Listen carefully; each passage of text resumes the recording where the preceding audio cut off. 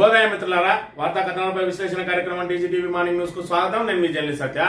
ముందుగా రాష్ట్రంలో జరుగుతున్న రాజకీయ పరిణామాలను కనుక పరిశీలించినట్లయితే, సమర్థులు శక్తి వంచన లేకుండా ప్రజల కోసం కృషి చేస్తే అసమర్థులు నిందలేసి కాలం వెల్లదీస్తారట. ప్రస్తుతం తెలంగాణలో జరుగుతున్న పరిస్థితి అదే విధంగా ఉన్నది. మరి ఇక్కడ తెలంగాణ ఏర్పాటు తర్వాత నిత్యం తెలంగాణ కోసం పరితపించే వ్యక్తి మరి ఇక్కడ కేసీఆర్ తెలంగాణకు తొలి ముఖ్యమంత్రిగా ప్రమాణ స్వీకారం చేసిన తర్వాత అహర్నిశలు తెలంగాణను గాడిలో పెట్టడానికి అప్పుడే పురుడు పోసుకున్నటువంటి తెలంగాణను ఇక్కడ దేశంలో మరి వివిధ రాష్ట్రాలతోటి పోటీపడే దేశంలోనే నెంబర్ 1 గా తీర్చిదిద్దడానికి, బంగారు తెలంగాణగా మార్చడానికి అనేక సంక్షేమ పథకాలను, అభివృద్ధి పథకాలను రూపకల్పన చేసి ఇటు రైతులను రాజులు చేయడమే లక్ష్యంగా రైతుల కోసం సంక్షేమ పథకాలతో పాటు మరి ఇక్కడ ఏదైతే వ్యవసాయానికి 24 గంటల ఉచిత విద్యుత్తు, అదేవిధంగా సాగునీరు, సకాలంలో యూరియా నిల్వలు, అదేవిధంగా మద్దతు ధరతోటి మరి ఇక్కడ రైతుకు వెన్నుదన్నుగా నిలిచి మరి ఇక్కడ సాగునీరు ఏదైతే నీటి కష్టాలు అనేకంగా ఉండే మరి ఏదైతే ఉమ్మడి ఆంధ్రప్రదేశ్ లో తెలంగాణకు సాగునీరు అనేది కష్టంగా ఉండి అసలు పంటలు పండించుకోలేని పరిస్థితి, ఓన్లీ ఏదైతే వర్షాభావ మరి పరిస్థితుల మీదనే ఆధారపడి పంటలు పండించుకునే స్థితి నుండి ఈ రోజు మనకు నీటిని నిల్వగా ఉండి ఏదైతే కాకతీయ చెరువులను పునరుద్ధరించి కాళేశ్వరం లాంటి బృహత్తరమైన ప్రాజెక్టును కట్టి రిజర్వాయర్లను ఏర్పాటు చేసి నీటికి కొరత లేకుండా చేస్తే ఈ రోజు కేసీఆర్ మీద అనేకమైన నిందలు మోపుతా ఉన్నది ప్రస్తుత ప్రభుత్వం. పెండింగ్ ప్రాజెక్టులను పూర్తి చేయలేక, ఇచ్చిన హామీలను అమలు చేయలేక, 6 గ్యారంటీలను 100 రోజుల్లోనే అమలు చేస్తామని చెప్పి చేతులెత్తేసిన ప్రభుత్వం ఈ రోజు ప్రజల దృష్టిని మళ్లించడానికి డైవర్షన్ పాలిటిక్స్ చేస్తా ఉన్నది. కమిషన్ల పేరుతోటి కాలం వెల్లదిస్తా ఉన్నది. 20 నెలల కాలం నుండి ఇప్పటి వరకు కొత్తగా ఇటుక పేర్చింది లేదు, కొత్త ప్రాజెక్టు కట్టింది లేదు, పెండింగ్ ప్రాజెక్టులను పూర్తి చేసింది లేదు, ఇచ్చిన హామీలను అమలు చేసింది లేదు, ఆడబిడ్డలకు స్కూటీలు ఇచ్చింది లేదు, మహిళలకు 25,000 ఇచ్చింది లేదు, కళ్యాణ లక్ష్మిలో తులం బంగారం ఇచ్చింది లేదు, అదేవిధంగా పెన్షన్లు 4,000 చేసింది లేదు. కానీ మరి ఇక్కడ కాళేశ్వరం కమిషన్ అని, యాదాద్రి కమిషన్ అని చెప్పి, అదేవిధంగా ఫోన్ ట్యాపింగ్ అని చెప్పి, ఫార్ములా ఈ రేస్ మీద కేసు అని చెప్పి ఈ విధంగా ఆరోపణలతోటి వెల్లడిస్తా ఉన్నది. ఆ రోజున సర్ అర్థర్ కాటన్ గురించి ఇప్పటికి కూడా బ్రిటిష్ వ్యక్తి అయినా కూడా గొప్పగా చెప్పుకుంటారు ఆంధ్రప్రదేశ్ ప్రజలు. ఎందుకంటే ధవళేశ్వరం దగ్గర గోదావరి మీద బ్రిడ్జి కట్టి గోదావరి జిల్లాలకు మరి ఇక్కడ సాగునీరు అందించిన ఆ సర్ అర్థర్ కాటన్ మీద కూడా మరి ఆయన మీద కూడా కమిషన్ వేసింది అప్పుడు బ్రిటిష్ ప్రభుత్వం. ఆయన కూడా ఏదైతే ప్రాజెక్టు నిర్మాణంలో అనేక అవకతవకలకు పాల్పడ్డాడని చెప్పి ఎవరైతే కళ్ళు మండినా కొంతమంది ఫిర్యాదు చేసిండ్రో దాని మీద 900 ప్రశ్నలతోటి ఆ రోజు సర్ అర్థర్ కాటన్ మీద మరి ఇక్కడ ప్రశ్నల వర్షం కురిపించింది కమిషన్. మరి ఇక్కడ విచారణ పేరుతోటి ఆయనను మరి నానా హింసలకు గురి చేసింది. అయినప్పటికీ కూడా ఈ రోజు మరి ఇక్కడ ఆంధ్రప్రదేశ్ ప్రజలకు, గోదావరి మరి జిల్లాలకు, ముఖ్యంగా గోదావరి జిల్లాలకు సంబంధించిన ప్రజలకు సర్ అర్థర్ కాటన్ ను దేవునిగా కొలుస్తారు. ఈ రోజు తెలంగాణలో కూడా మరి ఇక్కడ కేసీఆర్ ను దేవునిగా కొలిసే పరిస్థితి. ఈ రోజు ఇదే గోదావరి మీద సర్ అర్థర్ కాటన్ ఏదైతే ధవళేశ్వరం దగ్గర బ్యారేజ్ కట్టిండో ఈ రోజున కాళేశ్వరం దగ్గర కాళేశ్వరం ప్రాజెక్టు పేరుతోటి కాళేశ్వరం, అదే విధంగా మరి ఇక్కడ మేడిగడ్డ, సుందిల్లా, అన్నారం మీద బ్యారేజీలు కట్టి ఇక్కడ నుంచి 203 కిలోమీటర్ల మేర టన్నెలు, 1500 కిలోమీటర్ల మేర గ్రావిటీ కెనాల్స్, మరి ఇక్కడ 20 పంప్ హౌజులు, 20 సబ్ స్టేషన్లు, 18 రిజర్వాయర్లతోటి మరి ఇంత పెద్ద ఎత్తున ఒక ప్రాజెక్టుకు రూపకల్పన చేసి 3 సంవత్సరాలలోనే పూర్తి చేస్తే అది గిట్టని ఆంధ్ర పాలకులతోటి చేయగలిపిన మరి ఇక్కడ తెలంగాణ కాంగ్రెస్ నాయకులు ఈ రోజు ఏదైతే సాంకేతిక కారణాలతోటి ఒక పిల్లర్ ఉంగిందో దాన్ని సవరించాల్సింది పోయి దాని మీద కమిషన్ల పేరుతోటి దాన్ని నిరర్ధకం అని చెప్పి ఈ రోజున గోదావరిని ఎడారిగా మార్చి 20 నెలల నుంచి మరమ్మత్తు చేయకుండా కాలయాపన చేయడంతో పాటు ఈ గోదావరి మీద ఉన్నటువంటి కాళేశ్వరం మరి ప్రాజెక్టు ద్వారా అనేకంగా మరి ప్రజల నుంచి మరి ఇక్కడ ఈ రోజు అసమర్థ ప్రభుత్వం ఏదైతే మరి పనులు చేయలేక చేతులెత్తేసిందో తిరిగి కేసీఆర్ కు జనం నీరాజనం పలుకుతున్న వేళ మరి ఇక్కడ బీఆర్ఎస్ మీద బురద జల్లడం కోసమే కాళేశ్వరం మీద కమిషన్లని ఏదైతే ఆ కాళేశ్వరం పీసీ ఘోష్ కమిషన్ ఏదైతే ఉన్నదో అది కాంగ్రెస్ కమిషన్ గా మారి ఈ రోజు కాంగ్రెస్ నాయకులు ఏవైతే ఆరోపణలు చేసిరో దాన్ని నివేదిక రూపంలో ఇచ్చి ఈ రోజు మరి ఇక్కడ తెలంగాణ ప్రజల మీద విషం జిమ్ముతా ఉన్నారు. మరి ఇక్కడ కాళేశ్వరం ప్రాజెక్టును పునరుద్ధరించవద్దని చెప్పి ఆంధ్ర నుంచి మరి ఇక్కడ గోతికా నక్కల్లా ఎదురు చూస్తా ఉన్నారు. ఎందుకంటే తమ బనకచెర్ల ప్రాజెక్టు కట్టుకోవాలంటే వీళ్ళు ఇక్కడ నీళ్లు ఆపుకోవద్దు, నీళ్లు వీళ్లకు సంబంధించిన వీళ్ళ వాటా నీళ్లు వీళ్ళకి ఆపినట్టయితే కిందికి నీళ్లు పోవని చెప్పి కాళేశ్వరం మీద అడుగడుగున కుట్రలు వలిన చంద్రబాబు నాయుడుకు ఇప్పుడు కాలం కలిసి వచ్చింది. ఆయన ఏదైతే ఆయన సన్నిహితుడు ఆయన శిష్యుడే ఇవాళ ముఖ్యమంత్రిగా ఉండడంతో వీళ్ళిద్దరి కుట్రల ఫలితంగా ఈ రోజు కాళేశ్వరం మీద నీడలు అలుముకున్నాయి.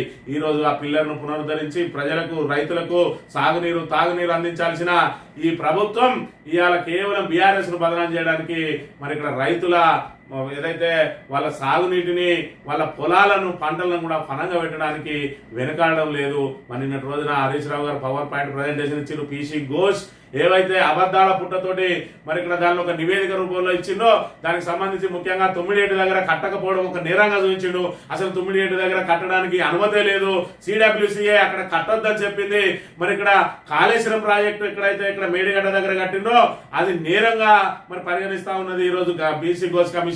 మరి దానికి అనుమతులు ఇచ్చింది కేంద్ర ప్రభుత్వం కదా, అంటే ఇప్పుడు కేంద్ర ప్రభుత్వం తప్పు చేసిందా అనేది పీసీ ఘోష్ చెప్పాలి. సిడబ్ల్యూసీ ఏదైతే ఉన్నదో సెంట్రల్ వాటర్ కమిషన్ అది కూడా అక్కడ మరి తుమ్మిడియేటి దగ్గర నీటికి లభ్యత లేదు అని చెప్పింది. ఇక డిజైన్లు మార్పులు మరి ఇక్కడ తుమ్మిడియేటి దగ్గర నుంచి పోతే కాళేశ్వరం దగ్గర పోయినప్పుడు ఆటోమేటిక్ గా డిజైన్లు మారాయా. అక్కడ ఒకటే బ్యారేజ్, ఇక్కడికి వచ్చేటప్పటికి 3 బ్యారేజ్లు అయినాయి. మరి 3 బ్యారేజ్లు డిజైన్ మార్చకుండా ఎట్లా కడతారో పీసీ ఘోష్కే తెలవాలి. పీసీ ఘోష్ ఆయన జడ్జి అనుకుంటున్నా లేకపోతే కాంగ్రెస్ కార్యకర్త అనుకుంటున్నా అని చెప్పి పెద్ద ఎత్తున ఆరోపణలు వెలువడుతా ఉన్నాయి. మరోవైపు చూసుకున్నట్టయితే దానికి కేబినెట్ ఆమోదం లేదంటాడు. కేబినెట్ ఆమోదం ఏందిరా అయ్యా? మరి ఇక్కడ అసెంబ్లీలనే పవర్ పాయింట్ ప్రజెంటేషన్ ద్వారా ప్రజలందరి ఆమోదం పొందిండు, అసెంబ్లీ ఆమోదం పొందిండు కేసీఆర్. అసలు కేసీఆర్ కాళేశ్వరం ప్రాజెక్ట్ ను ఏదో సాటుకుపోయి మరి ఇక్కడ దొడ్డిదారిన కట్టలేదు.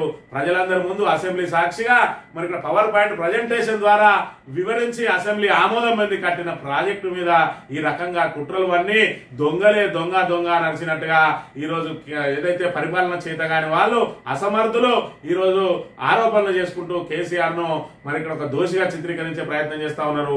ఆ రోజు సర్ అర్ధన్ కాటన్ ఏ విధంగా అయితే మరి ఇట్లా ఆరోపణలు ఎదుర్కొని ఇవాళ ఆంధ్ర ప్రజలకు దేవునిగా నిలిచిండో ఈ రోజు కేసీఆర్ కూడా అదే విధంగా ఆరోపణల నుంచి పటాపంచలై ఈ రోజున మళ్ళీ ఖచ్చితంగా తెలంగాణ ప్రాంత ప్రజానీకానికి రైతులకు దేవునిగా కొలవబడుతుంది అనే వల్ల ఎలాంటి అతిశయోక్తి లేదనే విషయాన్ని మనం ఇక్కడ ప్రధానంగా గమనించాలి.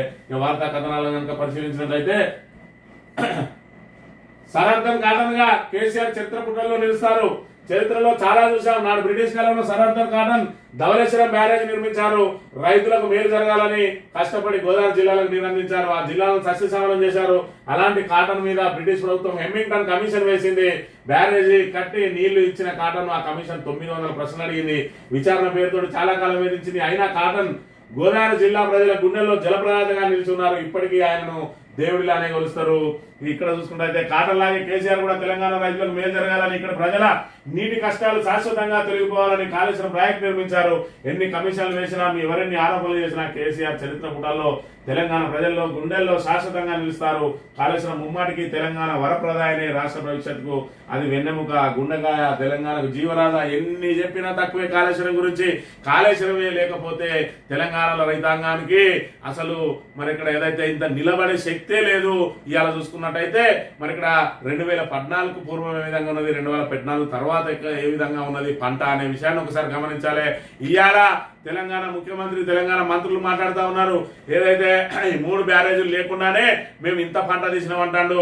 మరి 2014 ముందు ఎందుకు తీయలేకపోయిండు మీరు ఇంత పంట మరి అనే విషయాన్ని ఇక్కడ గమనించాలి. 3 బ్యారేజీల మీద బురద జల్లి ఈ రోజు ఏదైతే ఎల్లంపల్లి ప్రాజెక్ట్ నుంచి ఉన్న మరి కనెక్షన్ అంతా ఎవరు అసలు 203 కిలోమీటర్ల టన్నెలు ఎల్లంపల్లి నుంచి మరి కొండపోచమ్మ సాగర్ వరకు మధ్యలో ఉన్న అది మరి కాళేశ్వరంలో భాగం కాదా? 1500 గ్రావిటీ కెనాల్స్ అవి ఇందులో భాగం కాదా? మరి ఆ రిజర్వాయర్లు అన్ని కాళేశ్వరం ప్రాజెక్ట్ లో భాగం కాదా? 1,00,000 కోట్ల వృధా అయినాయి, 1,00,000 కోట్ల వృధా అయినాయి అంటాడు. మరి ఇక్కడ ఈ 3 బ్యారేజీలను కనుక పక్కన పెట్టినట్టయితే ఎల్లంపల్లి బ్యారేజ్ మీ హయాంలోనే కట్టినట్టయితే మొత్తాన్ని పూర్తి చేయలేదు. మరి తెలంగాణ వచ్చిన తర్వాతనే కేసీఆర్ ప్రభుత్వం పూర్తి చేసింది. అయినా ఆ ప్రాజెక్టు మీ ఖాతాలోనే వేసుకున్నా అక్కడి నుంచి మొదలు కొండపోచమ్మ సాగర్ వరకు మరి ఇక్కడ ఈ మధ్యలో ఉన్న ఈ కనెక్షన్ అంతా కూడా ఎవరు చేసిరు? కాళేశ్వరం ప్రాజెక్ట్ లో భాగం కాదా? 203 కిలోమీటర్ల టన్నల్ అవే తెలివి ఉన్నదా మీకు అనే విషయాన్ని ఒకసారి మరి తెలంగాణ ప్రజానీకం అంతా గమనించాలి. ఇవాళ చూసుకుంటే ఎస్ఎల్బిసి 100 మీటర్ల దవ్వక ముందే 8 మందిని బలిగి ఉన్నది ఇవాళ కాంగ్రెస్ ప్రభుత్వం. ఈ రకంగా 203 కిలోమీటర్ల టన్నల్ దవ్వడం అసలు ఈ అసమర్థ ప్రభుత్వంతో అయ్యేదా అనే ఒక విషయాన్ని మనం ఇక్కడ ప్రధానంగా గమనించాలి. ఒక పిల్లర్ వంగిపోతే దాన్ని పునరుద్ధరించలేదు. సహకరించలేక మరి ఇక్కడ పూర్తిగా ఏదైతే బురద జల్లడానికే దానికోసం తెలంగాణ ప్రజల మరి ఇక్కడ వాళ్ళ వాళ్ళ హక్కులను ఫలంగా పెట్టడానికి కూడా వెనుకాడతలేదు కాంగ్రెస్ ప్రభుత్వం. అధికారం కోసం కాంగ్రెస్ నాయకులు ఏమైనా చేస్తారనే దానికి ఈ కాళేశ్వరం ప్రాజెక్టే నిదర్శనం అని చెప్పాలి. నాడు కాటన్ నేడు కేసీఆర్ యుగానికి ఒక్కడు కాళేశ్వరంతో తెలంగాణ తలరాతలు మార్చిన జలప్రదాత కేసీఆర్ సవాల్కు ఇప్పటికీ ఉత్తరం నుంచి జవాబు రాలేదు. మరి ఇక్కడ చూసుకున్నట్లయితే ఎవడో ఒకడు మన కోసం చరిత్ర గతిని శాసిస్తే వాడే పో మొగాడంటాం, వాడుగో మునగాడంటాం. పంచాంగాల ఆవరణ దాటి గడియారాలు బద్దలు చేసుకుని కాలం ప్రవహిస్తే అహో అదో శకం అంటాం, ఓహో అదో యుగం అంటాం అని చెప్పి మరి ఇక్కడ లెనిన్ వాగ్లిమర్ చెప్పిండు. ఈ కావ్యాన్ని లెనిన్ చెప్పిన కావ్యం ఎవడో ఒకడు మన కోసం చరిత్ర గతిని శాసిస్తే వాడైపో మొగాడంటాం, వాడుగో మునగాడంటాం.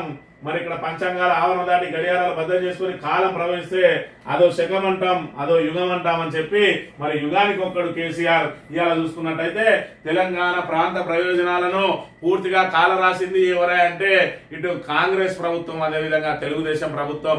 సీమాంధ్ర పాలకులు తెలంగాణను నిర్వీర్యం చేసిండ్రు. ఇలా తెలంగాణకు మరి ఇక్కడ గోదావరి మీద ఎలాంటి ప్రాజెక్టులు కట్టకుండా గోదావరిలో మనకు 968 టీఎంసీల అలొకేషన్ ఉంటే 200 టీఎంసీలు కూడా వాడుకోలేని దుస్థితిలో మనకు నెట్టేసి ఈరోజు ఆంధ్రాకు మాత్రం ఎలాంటి బోర్ బావులు లేకుండా, ఎలాంటి బావులు లేకుండా, ఎలాంటి కరెంటు అవసరం లేకుండా 3 పంటలకు నీళ్ళు ఇచ్చే కార్యక్రమానికి వాళ్ళు అక్కడ శ్రీకారం చుట్టుకున్నారు.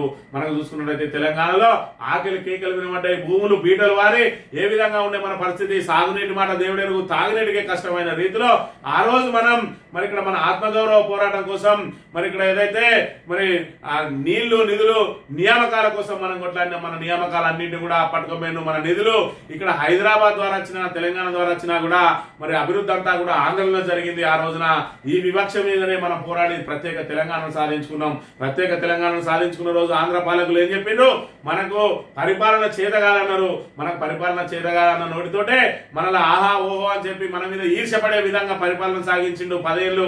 మరి ఇక్కడ కేసీఆర్ మీరు కరెంటు మీ బట్టలు మీ ఆరేసుకోవడానికి ఆ తీగలు పనిచేస్తే తప్ప మీరు కరెంటును మరి తెచ్చుకోలేరు అని అంటే దేశంలో ఎక్కడ కూడా వ్యవసాయానికి కూడా 24 గంటల కరెంటు, గృహావసరాలకు 24 గంటల కరెంటు ఇచ్చిన చరిత్ర మరి ఇక్కడ మొత్తం తెలంగాణ అది తీసుకొచ్చిన ఘనత కేసీఆర్ది. మరి ఇప్పుడు నీళ్ల విషయంగా కూడా మరి కాళేశ్వరం ప్రాజెక్టును 3 సంవత్సరాల్లో పూర్తి చేసి మిషన్ కాకతీయ ద్వారా చెరువులన్నింటినీ పునరుద్ధరించి భూగర్భ జలాలను పెంచి మరి ఇక్కడ రిజర్వాయర్ల ద్వారా మరి నిండుకుండలాగా ఉంచి గోదావరిని కూడా సుమారు 200 కిలోమీటర్లు మరి ఇక్కడ ఏదైతే మరి దాన్ని నిత్యం జలాశయాలుగా మార్చి ఈ రోజు తెలంగాణకు వరప్రదాయనిగా మార్చే ఈ రోజు వీళ్ళు చేస్తున్న కుట్రలు ఏ విధంగా ఉన్నాయి. ఇవాళ అక్కడ మేడిగడ్డ దగ్గర కన్నెపల్లి నుంచి నీళ్లు ఎత్తిపోసే అవకాశం ఉన్నా కూడా ఆ నీటిని అంతా కూడా ఈ రోజు 2 లక్షల క్యూసెక్ల నీరు పోతుంది ప్రాణహిత నుంచి. అదంతా కూడా వృధాగా ఆంధ్రకు వదిలేస్తున్న దుస్థితి ఈ రోజు నెలకొన్నది. ఘోష్ రిపోర్టు ట్రాష్, అబద్ధాలు, అవాస్తవాలు, రాజకీయ దురుద్దేశాలతో రిపోర్ట్. కాంగ్రెస్ బీజేపీ కుట్రలో భాగమే కాళేశ్వరంపై విచారణలు 60 పేజీలు. అసలు నివేదికలు వినా వండి మార్చినవా? 665 పేజీల నివేదిక అసెంబ్లీలో పెట్టు చీల్చి చెన్నాడతాం. నివేదికను ముందు పెట్టి సీఎం మంత్రులు పశ్చాబద్దాలు. 9 వద్ద కాంగ్రెస్ తట్టడం అంటే ఎందుకు దిగలే? కాళేశ్వరం కేసీఆర్ సొంత నిర్ణయం అని కాంగ్రెస్ దుష్ప్రచారం. నిపుణుల కమిటీ నిర్ణయం, సిడబ్ల్యూసీ సూచనలతోనే నిర్మాణం. అసెంబ్లీ ఆమోదం, కేబినెట్, గవర్నర్ అనుమతులు కూడా ఉన్నాయి. మరి ఇక్కడ చూసుకున్నట్టయితే ఘోష్ రిపోర్టు ట్రాష్ అంటే ట్రాష్ కాదు, అదొక చెత్త. మరి ఇక్కడ చెత్త పేపర్, వేస్ట్ పేపర్ కంటే అధ్వానం అని చెప్పాలి. ఎందుకు అనంటే తుమ్మిడిహెడ్డి అని చెప్పి తుమ్మిడిహెడ్డి జపం చేస్తాడు పీసీ ఘోష్. అసలు తుమ్మిడిహెడ్డి దగ్గర కట్టడానికి వీలు లేదు అని చెప్పి మరి ఇక్కడ వాళ్ళ ముఖ్యమంత్రి డైరెక్ట్ ఇక్కడ కిరణ్ కుమార్ రెడ్డికి రాసిండు. అది మీకు మరి ఇక్కడ ఖచ్చితంగా మీ డబ్బు ఏదైతే ప్రజాధనం వృధా చేసుకోవడమే తప్ప మేము ఎట్టి పరిస్థితుల్లో కూడా మరి దానికి అనుమతించాం, మీరు పనులు ఆపేయండి అని చెప్పి లెటర్ పెట్టిండు. దానికి మధ్యలో మరి ఇక్కడ కాంగ్రెస్ గవర్నమెంటే, మహారాష్ట్రలో కాంగ్రెస్ గవర్నమెంటే, మరి ఇక్కడ కేంద్రంలో కాంగ్రెస్ గవర్నమెంటే. కానీ అప్పుడున్న సీమాంధ్ర పాలకులు ఆ తమ్మిడిహెడ్డి దగ్గర 152 మీటర్ల ఎత్తులో ప్రాజెక్టు కట్టడానికి అనుమతులు తేలేకపోయినరు.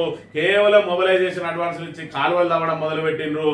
దాన్ని ఏదైతే అక్కడ చక్రబంధంలో ఇరికిచ్చి ఆ ప్రాజెక్టు కదలకుండా మెదలకుండా ఎస్ఎల్బిసి ఏ విధంగా అయితే మొదలుపెట్టి 25 ఏళ్ల నుంచి ఇంకా సాగుతూనే ఉన్నదో ఈ 9 ఏళ్ల దగ్గర కూడా ప్రాజెక్టు మొదలుపెట్టి సంవత్సరాలు కాలం వెళ్లదీసి ఈ గోదావరి జలాలను ప్రాణహిత నీటినంతా కూడా ఆంధ్రాకు తరలించుకోవడానికి ఆ రోజు సీమాంధ్ర నాయకులు చేసిన కుట్ర తుమ్మిడిహెట్టి ప్రాజెక్టు. దాన్ని మరి తెలంగాణ వచ్చిన తర్వాత ఏదైతే మరి అక్కడ ఉన్న మహారాష్ట్ర ప్రభుత్వంతో మనము ఆ అనవసరమైన మరి ఏదైతే వివాదాలు పెట్టుకోకుండా మరి వాళ్ళ సూచన మేరకు కిందికి వచ్చి ఏదైతే ముంపుకు మరి అవకాశం లేని చోట మేడిగడ్డను ఎంపిక చేసి ఆ ప్రాజెక్టును కడితే ఇవాళ కాంగ్రెస్ నాయకులు కళ్ళల్లో నిప్పులు పోసుకుంటా ఉన్నారు. ఎందుకనంటే మేము చేయలేని పనిని కేసీఆర్ చేసిండు. 3 సంవత్సరాలలోనే ఇంత బృహత్తరమైన ప్రాజెక్టు కట్టిండు. ఈ ప్రాజెక్టు చాలు బీఆర్ఎస్ కు జీవితాంతం ఓట్లేయడానికి ఈ కాళేశ్వరం ప్రాజెక్టు చాలు. కాబట్టి ఈ బీఆర్ఎస్ ను నిర్వీర్యం చేయాలంటే కాళేశ్వరం మరి పనికిరాని ప్రాజెక్టుగా చిత్రీకరించాలి. దానికోసమే కాంగ్రెస్ బీజేపీలు బద్ధశత్రువులు కూడా ఏకమై ఇవాళ కాళేశ్వరం మీద కక్ష కట్టినాయి. ఇవాళ బీఆర్ఎస్ మీద కక్ష కట్టినామని చెప్పి అనుకుంటున్నాయి కాంగ్రెస్ బీజేపీలు. కానీ తెలంగాణ ప్రజానికం మీద తెలంగాణ రైతాంగం మీద కక్ష కట్టినాయి. పీసీ ఘోష్ లాంటి ఒక మాజీ జడ్జిని తీసుకొని వచ్చి మరి వీళ్ళ పైత్యాన్ని అంతా కూడా వాళ్ళ నివేదిక రూపంలో ఇప్పించుకొని ఇలా మరి ఇక్కడ ఏదైతే కేబినెట్ ఆమోదం లేదంటాడు, కేబినెట్ ఆమోదానికి సంబంధించి నిన్న రోజున హరీష్ రావు గారు మరి చూపించడం జరిగింది. అసలు కేబినెట్ ఆమోదం లేకపోతే డైరెక్ట్ అసెంబ్లీలోనే పవర్ పాయింట్ ప్రజెంటేషన్ ఇచ్చింది కాళేశ్వరం మీద. ఎక్కడ కడతాం, ఎందుకు కడతాం, తుమ్మిడిహెట్టి దగ్గర ఎందుకు కట్టలేకపోయినాం, కాంగ్రెస్ ఏం చేసింది, మేము ఏం చేస్తా ఉన్నాం, దాని నుంచి ఎక్కడికి నీళ్ళు వస్తాయి, ఎన్ని వస్తాయి, ఏ బ్యారేజ్కి ఎంత ఖర్చు అవుతుందని చెప్పి ప్రజల ముందుంచిన చరిత్ర కేసీఆర్ అయితే ఇవాళ పనులు చేయలేక మరి ఇక్కడ చతికిల పడి అసమర్థ ప్రభుత్వం ఆరోపణలతో కాలం వెల్లడిస్తూ ఇవాళ ఏదైతే మరి ఒక చరిత్రలో మరి చరిత్ర పుటల్లో నిలిచే వ్యక్తి మీద బురద జల్లి ఈరోజు చరిత్రహీనులుగా మారుతున్న మరి ఇక్కడ పరిస్థితి కాంగ్రెస్ నాయకులని చెప్పక తప్పని పరిస్థితి. నాడు కేసీఆర్ ఎంతో ఫెయిల్గా ఉన్నారు. ప్రాజెక్టు పై ఏకంగా అసెంబ్లీలో పవర్ పాయింట్ ప్రజెంటేషన్ ఇచ్చారు. ఇది మన దేశంలోనే తొలిసారి ప్రాజెక్టుపై సమీక్ష. సీఎంగా కేసీఆర్ బాధ్యత. ఒక ప్రాజెక్టు పూర్తి చేయడానికి సమీక్షలు జరపడం ముఖ్యమంత్రి బాధ్యత. రాష్ట్రంపై ఈ ప్రాంత ప్రజలపైన ప్రేమ ఉన్న ఎవరైనా అదే చేస్తారు. వాస్తవానికి సమీక్ష చేయకపోవడం తప్పు, కానీ చేస్తే తప్ప. మరి పీసీ ఘోష్ ఇంకొకటి చెప్పింది ఏమన్నది, ఇలా రాజకీయ జోక్యం ఉన్నది అంటాడు. అసలు ప్రభుత్వం కట్టే ప్రభుత్వాలు సమీక్ష చేయకపోతే, ప్రభుత్వాధినేత సమీక్ష చేయకపోతే ఎవరు చేస్తారు? అధికారుల చేతికిచ్చి మీరు చేయండి అని అంటే అది ఇంకేమైనా ప్రాబ్లం అయితే ఎట్లా? లేకపోతే దానికి సంబంధించి చూసుకోవాల్సిన బాధ్యత అది కట్టేదే మరి ఇక్కడ ప్రభుత్వం కదా, ఆ నిర్ణయం తీసుకున్నదే ప్రభుత్వం కదా. మరి ఇక్కడ ప్రభుత్వంగా నిర్ణయం తీసుకున్నారంటే డిజైన్ నువ్వే చేసినావు, ఆ తట్ట నువ్వే పట్టుకొచ్చినావు, ఆ పార నువ్వే పట్టుకొచ్చినావు, దానిలో సిమెంట్ నువ్వే కలిపినావు, దాన్ని చేసి కంకర కలిపి అన్న నువ్వే పోసినావు అన్న చందంగా పీసీ ఘోష్ ఏదో చిన్న పిల్లగాడు కదా మరి ఇక్కడ చాక్లెట్ల కోసం మారాన్ చేసి మరి ఇక్కడ దాన్ని ఏమేం జరిగిందో అది రాసినట్టు ఎవరైతే ఆ పక్క పంటోడు ఇస్తే కాపీ కొట్టుకుంటా మరి ఆ కాపీ పేస్ట్ చేసి ఇవాళ కాంగ్రెస్ ఇచ్చిన ఆ పత్రాలు ఏవైతే ఉన్నాయో అవన్నిటిని తీసుకొచ్చి ఇలా పొందుపరిచిండు. దానికి కమిషన్ ఎందుకు? అదే రేవంత్ రెడ్డి అవన్నీ వాళ్ళు ఏదైతే ఇచ్చిరో దాని కింద సంతకం పెట్టిపోతే అయిపో. ఇప్పటి వరకు 1.5 సంవత్సరం కాలము దాన్ని ఎందుకు ఈ కమిషన్ ఇంతగానో సాగ తీసుకుంటా వచ్చి కాంగ్రెస్ మాట ఈ పీసీ ఘోష్ నోట ఎందుకు చెప్పాల్సి వచ్చిందో తెలంగాణ ప్రజానికం అంతా కూడా గమనించాలి. ఖచ్చితంగా కేసీఆర్ అంటోడు ఒక యుగ పురుషుడే. ఇవాళ కేసీఆర్ లేక మొట్టమొదటిసారి కాంగ్రెస్ కి అధికారం వచ్చే ఉంటే మన పరిస్థితి ఎట్లా ఉండేది ఒకసారి తెలంగాణ ప్రజలు ఆలోచన చేసుకోండి. ఇవాళ రేవంత్ రెడ్డి ప్రభుత్వం లాంటి ప్రభుత్వం ఆ రోజే 2014లో కనుక వచ్చే ఉంటే మన పరిస్థితులు బీహార్ కంటే అధ్వానంగా మారేవి కాదా అనే ఆలోచన కూడా ఒకసారి చేయాలి. అసలు మనకు తాగునీరు ఉండేదా, సాగునీరు ఉండేదా? ఏదైతే మరి సీమాంధ్ర నాయకులు చెప్పినట్టు మన పరిస్థితి కరెంటుకు మన బట్టలారేసుకున్నాను తప్ప తీగలు దేనికి పనిచేసేది కాదు. ఇవాళ ఇంత పెద్ద ఇన్ఫ్రాస్ట్రక్చర్ ను డెవలప్ చేసిండు. ఇవాళ జిల్లాల సంఖ్యను పెంచిండు. మరి దాంతో పరిపాలన సౌలభ్యాన్ని తీసుకొని వచ్చిండు. ఇలా జిల్లాకు కలెక్టరేట్ కట్టిండు, అంత పెద్ద సచివాలయం కట్టిండు, ఇంత పెద్ద కాళేశ్వరం ప్రాజెక్టును కట్టిండు. ఇలా మిషన్ భగీరథ లాంటి పథకాన్ని తీసుకొచ్చి ఇవాళ ఇంటింటికి నల్ల నీరు అందించే పథకంతో పాటు నల్గొండలో ఫ్లోరైడ్ సమస్యకు చెక్ పెట్టిండు. మరి అదేవిధంగా మిషన్ కాకతీయ ద్వారా చెరువులన్నింటినీ కూడా పునరుద్ధరించిండు. మరి ఇక్కడ అభివృద్ధి సంక్షేమ పథకాలను సమపాలలో తీసుకొచ్చి రైతులకు వెన్నుదన్నుగా నిలిచి రైతు బంధు లాంటి బృహత్తరమైన పథకం ప్రపంచంలో ఎవరు కూడా రైతుకు ఈ రకమైన చేయూత అందివేలేదు. అలాంటి పథకాన్ని తీసుకొచ్చి రైతు కుటుంబాలు ఏదైనా మరి ఇక్కడ పొరపాటున కానీ ప్రమాదవశాత్తున కానీ లేదంటే ఆత్మహత్యలు చేసుకున్నా ఇంకేం చేసుకున్నా వాళ్ళకు వెన్నుదన్నుగా నిలవడానికి రైతు బీమాను తీసుకొచ్చిండు. దానితోటి వాళ్ళ కుటుంబాలకు ధీమాను కల్పించిండు. ఇలా చూసుకున్నట్టయితే 200 పెన్షన్ 2000కు తీసుకొచ్చిండు. వీటన్నిటినీ మరి చూసి ఇవాళ ప్రజలను ఏదైతే ఉచితాల ఆశతోటి మరి ఇక్కడ ఆయన కంటే మేము డబ్బులు ఇస్తాం అని అరచేతిలో వైకుంఠం చూసి శ్రీధర్ బాబు లాంటి చిత్రగుప్తంతో మేనిఫెస్టోను రాయించి ప్రజలను బురిడి కొట్టించి అధికారంలోకి వచ్చి ఇవాళ శతికిల పడ్డ ప్రభుత్వం ఇంకా ఆరోపణలు చేస్తా అంటే తెలంగాణ ప్రజానీకం చూస్తూ ఊరుకోరు అనే విషయాన్ని గమనించాలి. ప్రోటోకాల్ దాటి పోలీస్ ఓవర్ యాక్షన్.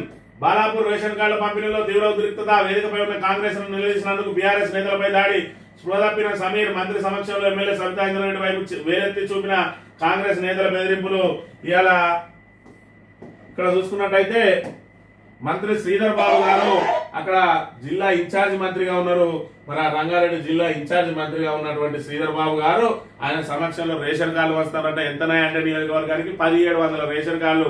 దానికి మొత్తం వీళ్ళందరికీ మేమే మరి బువబెట్టి సాత్తనం అన్న సందంగా పెద్ద పెద్ద కార్యక్రమాలు పెట్టుకుంటా ఉన్నారు. మరి ఇక్కడ ప్రోటోకాల్ విషయంలో చూసుకుంటే స్థానిక ఎమ్మెల్యేను పక్కకు పెట్టి అక్కడ ఓడిపోయిన ఎమ్మెల్యేను పక్కకు వేదిక మీద కూర్చుని పెడతాడు. అది కాంగ్రెస్ కార్యక్రమమా లేదంటే ప్రభుత్వ కార్యక్రమమా అని చెప్పి నిలదీస్తే పోలీసులు కూడా ఏ విధంగా ప్రవర్తిస్తా ఉన్నారు. ఎమ్మెల్యేనే వెళ్ళిపోవాలని చెప్తా ఉన్నారు పోలీసు వాళ్ళు. అంటే ఇది రాక్షస ప్రభుత్వమా లేకపోతే ప్రజా ప్రభుత్వం ఒకసారి ఆలోచన చేసుకోవాలి. గతంలో చూసుకున్నట్టయితే ఎమ్మెల్యే మరి ఏదైతే ప్రతిపక్షంలో ఉన్నారో శ్రీధర్ బాబు ప్రోటోకాల్ కోసం గగ్గోలు పెట్టిండు. ఓ ఓ అని చెప్పి మంత్రిలో వర్రిండు. మొత్తం జడ్పీ చైర్మనే మొత్తం చేస్తాడు, మమ్మల్ని ఏడికి రానిత్తలేడు అని చెప్పి ఈయన పేరు శిలాఫలకాల మీద కూడా పెట్టినా కూడా గగ్గోలు పెట్టిండు. నా పేరు మీద పెట్టు, కిందెందుకు పెడతావు అని చెప్పి గగ్గోలు పెట్టిన మరి శ్రీధర్ బాబు ఇవాళ చూసుకున్నట్టయితే అలా సొంత ఎంపీదే మరి పేరు లేకుండా చేస్తా ఉన్నాడు. ఈయన నాకు వస్తే ఓ నీతి, పక్కోళ్ళకి వస్తే ఓ నీతి. ఇగో ఇది ఉంటుంది శ్రీధర్ బాబు పాలసీ. ఇవాళ తెలంగాణ రాష్ట్ర ప్రజలందరికీ కూడా అర్థమవుతుంది శ్రీధర్ బాబు పాలసీ ఏదో. ఇవాళ బీఆర్ఎస్ లో ఉన్న వాళ్ళందరికీ కూడా అర్థమవుతుంది. వాళ్ళకు కూడా కొంత సాఫ్ట్ కార్నర్ ఉండే. మరి శ్రీధర్ బాబు చాలా మంచోడు కావచ్చు, హైదరాబాద్ లో కనబడే ముఖమే మంత్రిలో కూడా ఉంటుంది అనుకున్నారు. కానీ హైదరాబాద్ లో ఒక ముఖం పెట్టుకొని తిరుగుతాడు, మంత్రిలో ఒక ముఖం పెట్టుకొని తిరుగుతాడు. మరి ఇక్కడ మంత్రికి వచ్చేటప్పటికీ ఆయన ఎలాంటి అంటే ప్రజల మీద ఏ రకమైన గుత్తాధిపత్యం, ఏ విధమైన అణచివేత ధోరణి, ఏ విధమైన అక్రమ కేసులతో వేధించడం, ఏ విధంగా పోలీసులను అడ్డం పెట్టుకొని మరి ఇక్కడ పూర్తి స్థాయిలో వాళ్ళ గొంతులు నొక్కుతాడు. ఎవరికి కూడా సొంత పార్టీ నాయకులకు కూడా మాట్లాడే అవకాశం లేకుండా, ఒక్కరు కూడా కిమ్మనకుండా మరి అధికారాన్ని పూర్తి స్థాయిలో దుర్వినియోగం చేసే వ్యక్తి శ్రీధర్ బాబు. ఇవాళ హైదరాబాద్ లో రంగారెడ్డి జిల్లాలో కూడా ఆయన నిజ స్వరూపం కనబడతా ఉన్నది. ఒక మంత్రిగా ఉండి ఆ ప్రోటోకాల్ ను ఏ విధంగా అమలు చేయాలనో మరి ఆ రోజు అయితే ప్రతిపక్షం రోజు ప్రోటోకాల్ కోసం ఏ విధంగా అయితే గగ్గోలు పెట్టిండో ఈ రోజు కూడా మనం వాళ్ళకి ప్రోటోకాల్ ప్రకారం నడుచుకోవాలనే ఇంగిత జ్ఞానం లేకుండా ఎట్లా ప్రవర్తిస్తా ఉన్నాడో మరి ఇక్కడ మనం చూడవచ్చు.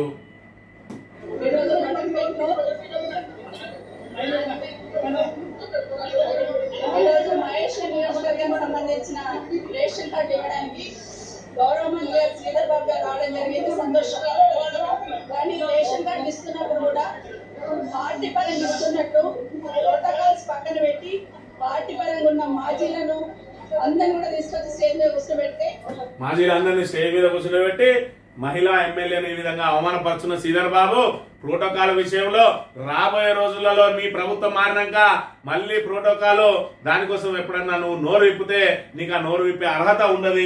ఇవన్నీ కూడా రికార్డెడ్ గా ఉన్నాయి. ఇవన్నింటినీ కూడా నీకు మళ్ళా వేసి చూపించాల్సి వస్తుంది.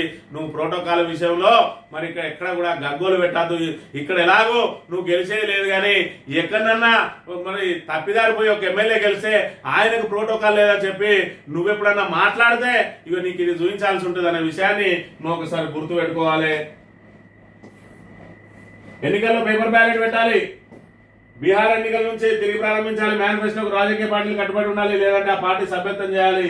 బీఆర్ఎస్ వర్కింగ్ ప్రెసిడెంట్ కేటీఆర్ మరి ఇక్కడ చూసుకున్నట్టయితే ఏదైతే బీఆర్ఎస్ గుర్తును పోలిన గుర్తులు అనేకంగా మరి ఇక్కడ ప్రవేశపెడతా ఉంది ప్రభుత్వం. మరి గతంలో చూసుకున్నట్టయితే బీఆర్ఎస్ ఓడిపోయిన చోట కొన్ని స్థానాలలో బీఆర్ఎస్ మరి కారు గుర్తు ఓడిపోయిన వాటికంటే కారు గుర్తును వల్ల రోడ్డు మేకర్ కానీ ఇంకేదో ట్రక్ కానీ వాటికి పడ్డ ఓట్లు ఎక్కువ ఉన్నాయి. ఒక్కో చోట 4000 ఓట్లు 5000 ఓట్లతోటి బీఆర్ఎస్ నాయకులు ఓడిపోతే, బీఆర్ఎస్ ఎమ్మెల్యే అభ్యర్థులు ఓడిపోతే 10,000 నుంచి 12,000 ఆ రోడ్డు మేకర్కు ట్రక్కుకు పడ్డ అవి కూడా లేకపోలేదు. దీంతో మరి ఏదైతే 12 రకాల గుర్తులు ఏవైతే ఉన్నాయో వాటిని రద్దు చేయాలి, వాటిని మరి ఇక్కడ ఎమ్మెల్యే క్యాండిడేట్లకు ఇవ్వద్దు, కారు గుర్తులు పోలిన ఏవైతే గుర్తులు ఉన్నాయో వాటిని మరి పక్కన పెట్టాలని చెప్పి ఈసీని కలవడం జరిగింది. అదేవిధంగా ఎన్నికల్లో పేపర్ బ్యాలెట్ పెట్టాలని చెప్పి కూడా ఆయన డిమాండ్ చేసిన పరిస్థితి మనం ఇక్కడ ప్రధానంగా గమనించాలి. సాక్షి దినపత్రిక విషయానికి వస్తే ఏకపక్షం కాదు, కాళేశ్వరం బరాజుల నిర్మాణం కేసీఆర్ సొంత నిర్ణయం కాదు, ఈ ప్రాజెక్టు కేబినెట్ తో పాటు అసెంబ్లీ ఆమోదం కూడా ఉన్నది. అసెంబ్లీ సాక్షిగా కేసీఆర్ మరి దాని గురించి పూర్తిగా కూలంకషంగా వివరించింది. తెలంగాణ ప్రజానీకానికి అంతా తెలుసు. పీసీ ఘోష్ ఇక్కడోడు కాదు కాబట్టి ఆయన తెలియదు. రెండోది, ఆయనకు మరి ఇక్కడ ప్రభుత్వం ద్వారా ఇచ్చిన వేతనమైన మరి ఆ జీతం ఇచ్చింది కాంగ్రెస్ కాబట్టి కాంగ్రెస్ ఇచ్చిన ఆ పేపర్లను తీసి అందులో పెట్టి కాంగ్రెస్ ఏమేమి ఆరోపణలు చేసిండో అవన్నింటినీ పొందుపరిచి దాని కింద ఒక సంతకం పెట్టి ఇదే నివేదిక అని చెప్పిండు. మరి ఇక్కడ చూసుకున్నట్టయితే న్యాయ వ్యవస్థని అవమానిస్తారా? మంత్రి ఉత్తమ్ కుమార్ రెడ్డి ఫైర్, కమిషన్ నివేదికలోని అంశాలను మాత్రమే ప్రభుత్వం వెల్లడించింది. ప్రాణహిత చేవెళ్ల ప్రాజెక్టుకు హైడ్రాలజీ అనుమతులు ఇస్తే దాచిపెట్టారు. ఉత్తమ్ కుమార్ రెడ్డికి మాట్లాడే అర్హత ఉన్నదా ఒకసారి ఆలోచన చేయాలి. మరి ఇక్కడ కేసీఆర్ ఏం మాట్లాడిండు? ఉత్తమ్ కుమార్ 152 మీటర్లకు కనుక మీరు తుమ్మడిహెడ్డి దగ్గర ప్రాజెక్టు కట్టడానికి మహారాష్ట్ర ప్రభుత్వంతో ఒప్పందం కనుక చేసుకున్నట్టయితే ఆ ఒప్పందం కాపీని తీసుకున్నాను. నేను ఇప్పుడు బేగంపేట విమానాశ్రయం దగ్గరలో ఉన్నా, ఇంకా 40 నిమిషాల సేపు ఇక్కడనే ఉంటా. ఈ లోపు కనుక నువ్వు ఇక్కడికి తెచ్చినట్టయితే నేను ఇటు నుంచి ఇటే రాజభవన్కి పోతా, లేదంటే నువ్వు ఎప్పుడు తెచ్చిస్తే అప్పుడు నేను రాజీనామాకు సిద్ధం, నీకు దమ్ముంటే అవి తీసుకొని రా, ఇలాంటి అసత్య ఆరోపణలు కాదు, తుమ్మిడిహెడ్డి దగ్గర కట్టద్దని చెప్పి మీ ముఖ్యమంత్రికి లేఖ రాసిండు. మరి అది నీకు తెలియదా? నీకు సోయి లేదా? నువ్వు మంత్రిగానే ఉన్నావు కదా అని చెప్పి మరి ఇక్కడ చెప్పిన పరిస్థితికి ఇప్పటి వరకు దానికి నేటి వరకు కూడా ఈరోజు ప్రభుత్వంలో ఉన్నాడు, దానికి సంబంధించిన అన్ని డాక్యుమెంట్లు తెచ్చే అవకాశం ఉంటది. అయినప్పటికీ నేటికి కూడా ఆ డాక్యుమెంట్ తెలియక ఇవాళ ఇంకా అబద్ధాలతోటి కాలం వెల్లదీయడానికి ఏదో హైడ్రాలజీ అనుమతులు ఉన్నాయట. హైడ్రాలజీ అనుమతులు కాదు అయ్యా, అక్కడ మహారాష్ట్రనే వ్యతిరేకించింది అంటే హైడ్రాలజీ అనుమతులు అంటాడు. ఇగో ఇది అసమర్థుల పనితీరు ఏ విధంగా ఉంటుందంటే కేవలం ఆరోపణలతోటే వెల్లదీస్తారన్న విషయాన్ని మనం ఇక్కడ ప్రధానంగా గమనించాలి. మంత్రి పదవి ఇస్తారా ఇవ్వరా మీ ఇష్టం, పదవి కోసం కాలు పట్టుకుని బదిలాడే రకం కాదు, నేను అవసరమైతే మళ్ళీ త్యాగం చేస్తాను. నిన్న మొన్న వచ్చిన జూనియర్లకు పదవులు ఇచ్చారన్న ఎమ్మెల్యే కోమటిరెడ్డి రాజగోపాల్ రెడ్డి ఇక మెల్లమెల్లగా ప్రారంభించిండు. మరి ఇక్కడ మంత్రి పదవి ఇస్తారా సస్తారా అని చెప్పి మరి ఇలాంటి వ్యక్తికి మంత్రి పదవి ఇస్తాను ఎందుకు ఆశ పెట్టాలి? మరి ఇక్కడ చూసుకున్నట్టయితే రేవంత్ రెడ్డి ఆ రోజు ఎంపీ ఎలక్షన్లలో తన సన్నిహితుడైనటువంటి చామల కిరణ్ కుమార్ రెడ్డి గెలిపి రాజగోపాల్ రెడ్డి ఆయన గెలిపిస్తే నీకు మంత్రి పదవి ఇప్పించే బాధ్యత నాదన్నాడు. కానీ పాపం ఆయన ఏం నడతలేదు రేవంత్ రెడ్డి. మరి ఏం చెప్తాడు? ఆయన చెప్పిన ఒక్కరికి కూడా మంత్రి పదవి ఇవ్వలేదట. దాంతో మరి ఈయన కోసం ఏదైతే ప్రయత్నం చేసిందో తన మిత్రుని గెలిపించుకోవడానికి ఈయనకు మరి మంత్రి పదవి ఇస్తా అని చెప్పి తన చేతిలో లేని అంశాన్ని హామీ ఇచ్చిండు. ఇలా ఈయన చేత మరి ఇక్కడ విమర్శలకు గురైతా ఉన్నాడు, తిట్లు కూడా తింటా ఉన్నాడు. రాబోయే రోజులలో ఈయన మరింత ఉధృతం కూడా మరి చేసే అవకాశం ఉన్న పరిస్థితి మనం ఇక్కడ గమనించాలి. సిఎస్ పదవి కాలం ఈ నెలతోటి ముగుస్తా ఉన్నది. మరి రామకృష్ణారావు గారిని మరో 3 నెలలు కొనసాగించాలని చెప్పి ప్రభుత్వానికి, కేంద్ర ప్రభుత్వానికి లేఖ రాసిందట ఇక్కడ రేవంత్ రెడ్డి. ఎందుకంటే ఇక్కడ ఉన్న ఐఏఎస్లు ఎవరు కూడా మరి ఈయనకు అనుకూలంగా అంటే ఇంత అనుకూలంగా లేరా, లేదంటే వాళ్ళకి ఇంకా సిఎస్ గా చేసే మరి ఇక్కడ దానికి ఏదైతే వాళ్ళకి ఆ సెమినార్ సరిపోతలేదా. కానీ మరి గతంలో చూసుకున్నట్టయితే పదవులు అయిపోయిన వాళ్ళందరినీ కూడా పదవులు కొనసాగిస్తున్నారని చెప్పి ఇదే రేవంత్ రెడ్డి ఓ గగ్గోలు పెట్టిండు. ఇవాళ చూసుకుంటే మరి ఈయన దగ్గరికి వచ్చిన వాళ్ళందరినీ కూడా సలహాదారులుగా మరి ఇక్కడ బీహార్లో తీసుకొచ్చుకుంటాడు. మరి ఇదే విధంగా అన్ని పదవులు ఏదైతే వాళ్ళ పదవి కాలం ముగిసినాక కూడా పొడిగింపులు చేస్తా ఉన్నాడు. మరి అధికార పక్షంలో మాట, ప్రతిపక్షంలో మాట ఏ విధంగా ఉంటుందో ఇక్కడ చూడాలి.